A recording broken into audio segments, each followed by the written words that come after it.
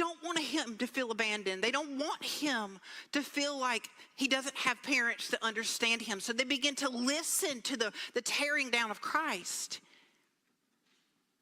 And the Lord begins to speak to me about this.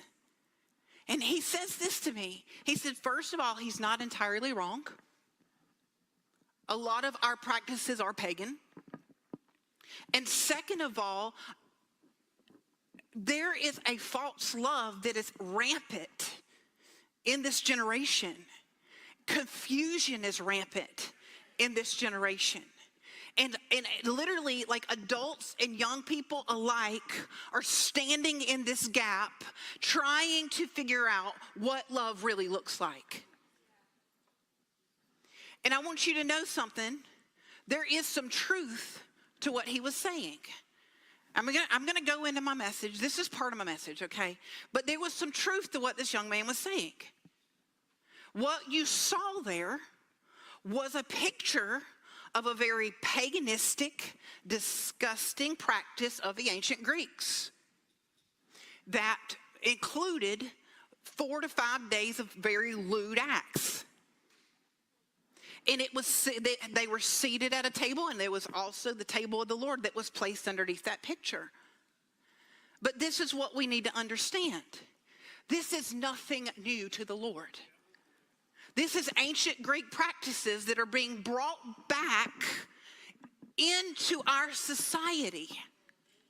All of these, listen, as in the days of Noah, so will it be in the days of the coming of the Son of Man. We are living in the days where we're seeing, for us, for the first time, the surfacing of wild, ancient, demonic worship of many other gods, paganism, immorality, all of these things. But take hope, because we've been called higher. So even in the mass darkness, the light has come. So we've got to be careful that we don't find ourselves, I'm talking to me, that we don't find ourselves getting in the swirl of anger and frustration, and we begin to take our stones and throw them back. Because we were created for more. We have to understand that the world will be the world. And that the enemy's agenda is to rampantly bring back every form of immorality and demonic practice that has ever been. And the Lord's agenda is to bring back the greatest outpouring and the greatest move of deliverance that the world has ever seen. We are in a war, but we know who wins. But here's the thing. We can't sit in our church pews and just nod our heads and then walk out the door and live the same way. We have to get the word in us, and we've got to be able to move, what did I say earlier, in the power of the gospel. The gospel is not just Jesus coming in my heart and be Lord of my life and check the box. The gospel is a man who was God, died. His blood was shed that we could be set free from all sin. He was ascended, he was resurrected, and he poured out his spirit to pull a people out of darkness into his light, to cause them to be born again and be not of this world, carriers of his presence, the power of his self in us to transform the world. Your very existence, blood-bought, spirit-filled believer, should transform everything around you. We need a backbone. We need boldness.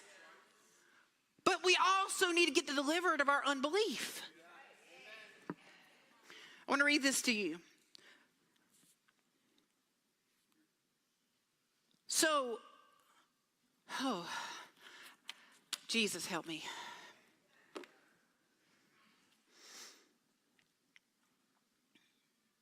This is not what I wanted to preach.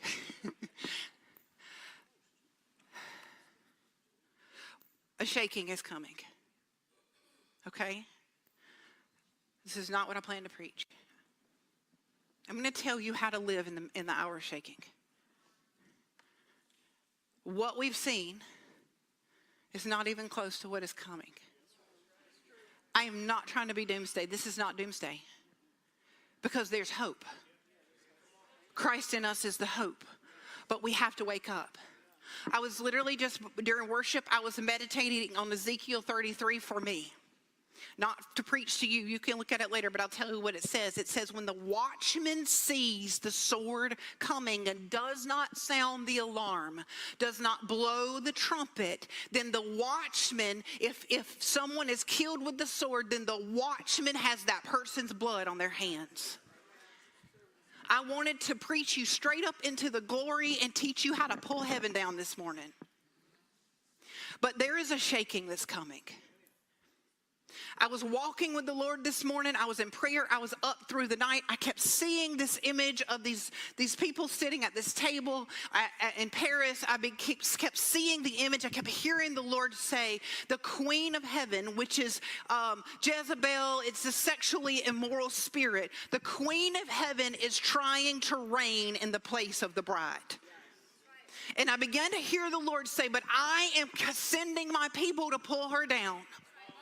And I got up and I began to pray and I began to walk, and I heard the Lord clearly say to me, there is a shaking that is coming specifically to this nation, unlike any shaking that we've seen before, and persecution will be on our front. But at the same time, there is a remnant that he will bring to the forefront that will shine with the glory of the Lord. Now let me explain to you why we need the shaking.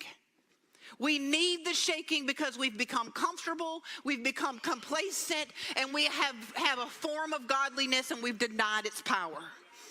It's breaking my heart. It's not what I want. And I fully believe with all of my heart, the Lord's clearly spoken to me that this generation right here is going to carry more fire, more glory, more ability to set captives free than any other generation that's walked. The generation that he's coming after, you guys, you're going to carry a key that's going to deliver people from confusion just when you open your mouth and breathe. But you got to get out of unbelief. You got to take what's shaking and you got to press into the Lord.